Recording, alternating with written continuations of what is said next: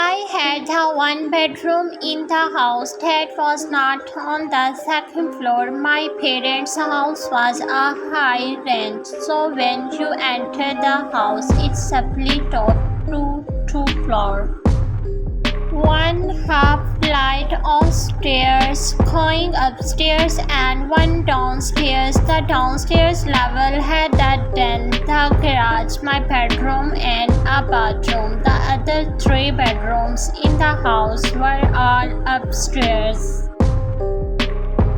Since I grew up the oldest and the only boy in the house with two sisters, I got the room downstairs because it was the biggest and technically the coolest room. After I turned 10, my parents gave my twin bed to my little sister and I got a full-sized bed which was a bit of an upgrade because the room was big and could certainly fit a bigger bed.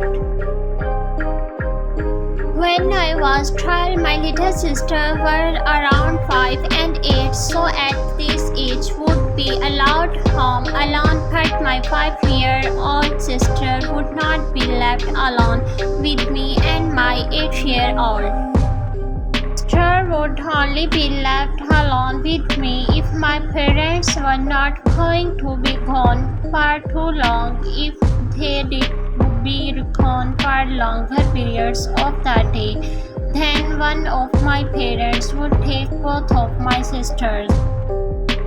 For this short period of time, I would say like 3 nights in a row, maybe a little more. I was waking up in the middle of the night for no reasons, and I would have trouble falling back as asleep. Considering I was 12 years old, I knew I should not have been having sleeping problems at that age. I was sleeping with a fan on next to my bed because it was a hot couple of days in the middle of the summer, so I was not sure what exactly was waking me up, considering the fan provided a steady white noise.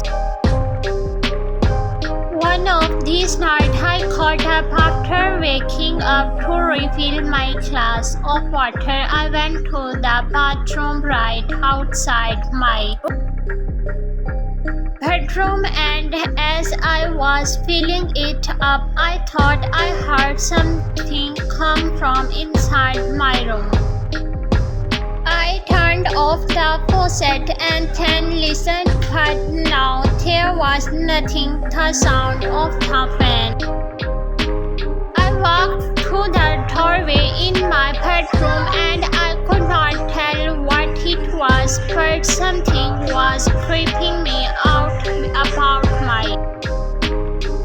room now. But I went upstairs to the living room and decided to sleep on the couch. That night I fell asleep eventually, but that same night again I woke up, this time to noises from the kitchen. I thought the glow of the light from the fridge and the sounds of someone rummaging through it.